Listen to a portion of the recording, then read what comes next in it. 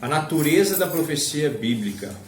Há algumas questões preliminares ainda, para a gente continuar estudando escatologia. Então, vamos lá. Quanto ao tempo de cumprimento, como que funciona para uma profecia se cumprir? Quanto tempo demora para uma profecia se cumprir nas Escrituras? Vamos abrir nesses 4 textos aí. O primeiro deles, primeiro livro dos Reis, capítulo 13. Nós estamos vendo aqui um episódio onde um profeta aparece e aí ele vai então trazer uma profecia para o rei, para a nação de Judá, e ele vai, a gente vai ver quanto tempo dura para que a profecia dele se cumpra. Capítulo 13, versículo 1. 1 Reis, capítulo 13, versículo 1. Eis que por ordem do Senhor veio de Judá a Betel um homem de Deus, e Jeroboão estava junto ao altar para queimar incenso. Clamou o profeta contra o altar por ordem do Senhor e disse: Altar, altar, assim diz o Senhor, eis que um filho nascerá à casa de Davi, cujo nome será Josias, o qual sacrificará sobre ti os sacerdotes dos altos que queimam sobre ti incenso, e ossos humanos se queimarão sobre ti. Deu naquele mesmo dia um sinal, dizendo: Este é o sinal de que o Senhor falou. Eis que o altar se fenderá e se derramará a cinza que há sobre ele. Tendo o rei ouvido as palavras do homem de Deus, que clamara contra o altar de Betel, Jeroboão, estendeu a mão sobre o altar, dizendo: Prendei-o! Mas a mão que estendera contra o homem, Deus a secou, e não podia recolher. O altar, naquele exato momento, se fendeu, e a cinza se derramou do altar, segundo o sinal que o homem de Deus apontara por ordem do Senhor. Então, qual foi o prazo de cumprimento dessa profecia? Esse homem, esse profeta chega ali, até aqui o texto não fala quem é, ele vai então até o templo, ele profere essa palavra dizendo: olha, vai nascer alguém que vai destruir os profetas, e ele diz: olha, isso é tão verdade que Deus vai fazer com que o altar do templo seja quebrado ao meio. E o altar do templo era uma grande grelha, né? Uma pedra bem alta, bem grandona, onde então toda a cinza dos animais, o fogo ficava ali dentro, é igual uma grande churrasqueira, né? A cinza dos animais caíam ali dentro. Então ele diz: olha, hoje mesmo isso aqui vai ser rompido. Ele não diz hoje mesmo, ele diz: será rompido, né? O altar. E naquele mesmo momento o altar se rompe, né? Então, qual foi o tempo de duração dessa profecia? Quanto tempo demorou para ela acontecer? Foi um prazo muito curto, curtíssimo, né? Extremamente pequenininho esse prazo. Então, no mesmo dia, na mesma hora, a profecia se cumpriu. Então, nós temos profecias na Bíblia, como essa, por exemplo, que se cumprem no exato momento em que elas acontecem. Também temos segundo livro de Samuel. Segundo livro de Samuel, capítulo 12.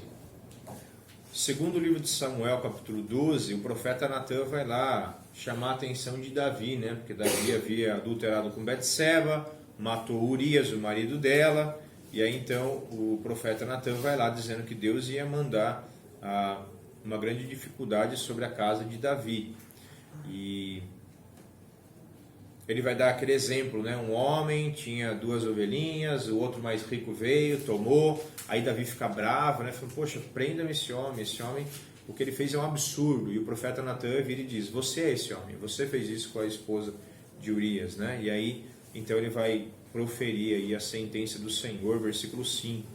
Então o furor de Davi se acendeu sobremaneira contra aquele homem, né? O homem da história, e disse a Natã: tão certo como vive o Senhor, o homem que fez isso deve ser morto. Versículo 7. Então Natã disse a Davi: tu és o homem. Assim diz o Senhor, Deus de Israel: eu te ungi rei sobre a casa de Israel e te livrei das mãos de Saul. E ele vai começar a falar um pouco sobre as muitas coisas que Deus fez por Davi, né? Então disse Davi a Natã: pequei contra o Senhor. Disse então Natã a Davi: também o Senhor te perdoou o teu pecado, você não morrerás. Mas posto que com isto deste motivo a blasfemarem os seus inimigos do Senhor, também o filho que te nasceu morrerá. Versículo 14. Também o filho que te nasceu de Betseba morrerá. Então Natã foi para sua casa, e o Senhor feriu a criança e a mulher de Urias, que a mulher de Urias dera à luz a Davi. e a criança adoeceu gravemente. Buscou Davi a Deus pela criança, jejuou Davi, e vindo, passou a noite prostrado em terra. Então os anciãos da casa chegaram a ele para o levantar da terra, porém ele não quis e não comeu com eles. Ao 7º dia, morreu a criança, e temiam os servos de Davi de informá-lo de que a criança estava morta, porque diziam: eis que, estando a criança ainda viva, lhe falávamos, porém não dava ouvidos à nossa voz.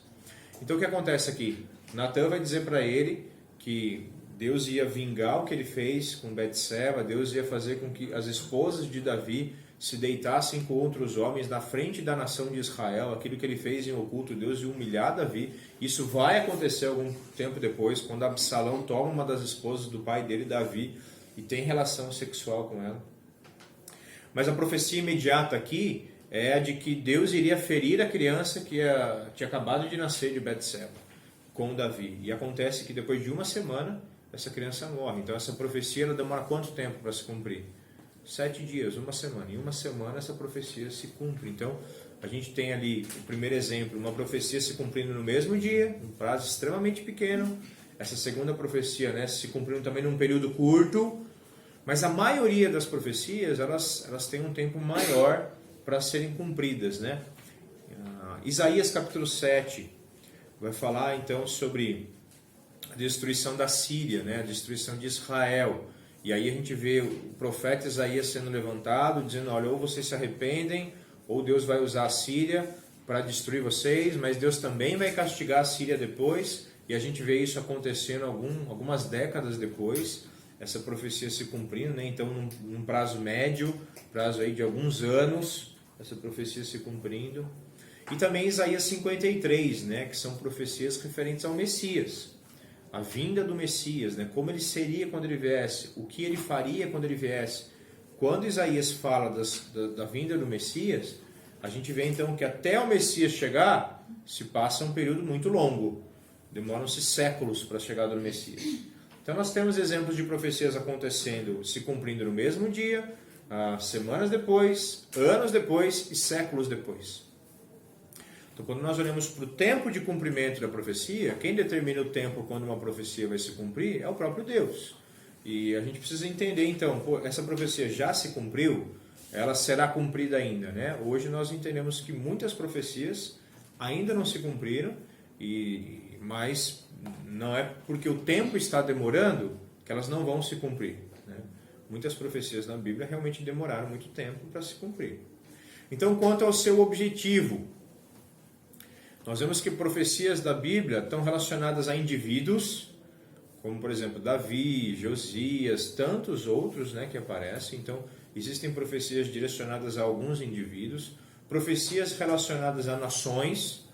Então muitas profecias relacionadas a nações inimigas do povo de Israel, Edom, Egito, Assíria, algumas dessas já se cumpriram, outras a gente vê que ainda não se cumpriram. Temos profecias relacionadas com a própria nação de Israel, e a grande parte das profecias do Antigo Testamento são relacionadas à nação de Israel, coisas que Deus vai fazer ou faria, e ao longo da história a gente vê algumas que ele já fez, né, em relação à nação de Israel.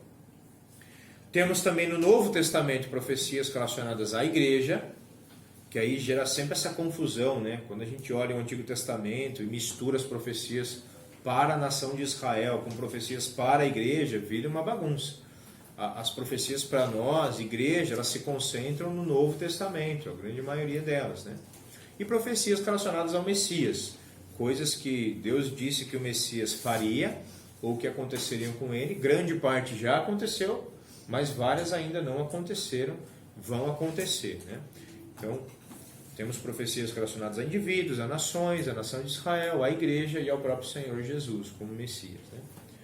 Quanto ao conteúdo das profecias, quando nós olhamos as profecias bíblicas, elas têm um conteúdo detalhado, um conteúdo específico, e elas, grande parte das vezes, elas trabalham sempre com dupla referência, com tipologia, com exemplos, algo que acontece naquele momento, mas que tem um significado maior no futuro, tá? Então, as profecias bíblicas, elas são detalhadas. quando a gente olha, por exemplo, alguns profetas menores, alguns vão dizer que Jesus viria montado num jumento, filho de jumentinha, né? O Messias. Pô, isso aconteceu, foi detalhes assim, bem específicos, né? Cria de jumenta, aconteceu isso. Outras profecias diziam que ele nasceria em Belém, mas que ele viria do Egito. Pô, como que ele nascia em Belém, mas ele ia chegar a partir do Egito? E nós vemos isso acontecendo com ele, esses detalhes e essas especificações, né? Então ele realmente nasceu em Belém, depois ele foge para o Egito, e aí do Egito ele volta para a Palestina. Então a gente vê as profecias sendo cumpridas sempre de modo detalhado, né? E quanto ao cumprimento, como que as profecias se cumprem? Elas se cumprem de modo alegórico, de modo fantasioso, de modo espiritual ou de modo real e literal. Quando nós olhamos para as profecias, nós vemos que elas também se cumprem de modo detalhado, de modo específico e de modo literal. Quando nós vemos o profeta dizendo que Jesus viria do Egito, que o Messias viria do Egito, né? Do Egito te chamei. Como que o Messias vem do Egito se ele tem que nascer na Palestina? E a gente vê isso acontecendo literalmente. Jesus vindo do Egito quando criança e voltando. Ele vai entrar montado num jumento. Quem olha isso daí fala, pô, como assim? Isso é loucura. Como que ele vai entrar montado num jumento? E a gente vê isso acontecendo de modo literal. Ele é montado num jumentinho. Então nós vemos as profecias se cumprindo de modo literal nas Escrituras. Isso é importante, por quê? Porque muitas profecias que ainda não se cumpriram, muitos entendem que grande parte das profecias, elas não são literais. As que não se cumpriram, elas não são mais literais. Elas são alegóricas, elas são espirituais, elas estão se cumprindo no céu, mas não tem nada a ver com a gente hoje. Então tem vários modos de interpretar as profecias, mas quando a gente olha para o Antigo Testamento, a gente vê elas se cumprindo de modo literal. E isso é fundamental para o nosso estudo aqui da escatologia, tá bom? A gente vai olhar para as profecias de modo literal.